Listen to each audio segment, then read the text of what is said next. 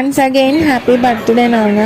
అదేంటి ఈ పిల్ల బావని నాన్న అంటుంది అనుకుంటున్నారా? నాకైతే మా ఫాదర్ లేరు, చిన్నప్పుడు చనిపోయిండు నాకు 1 year ఉన్నప్పుడు. అందుకే నాకు మా బావలోనే నాన్నని చూసుకుంటా. మా బావ అంటే అందుకే బాగా ఇష్టం.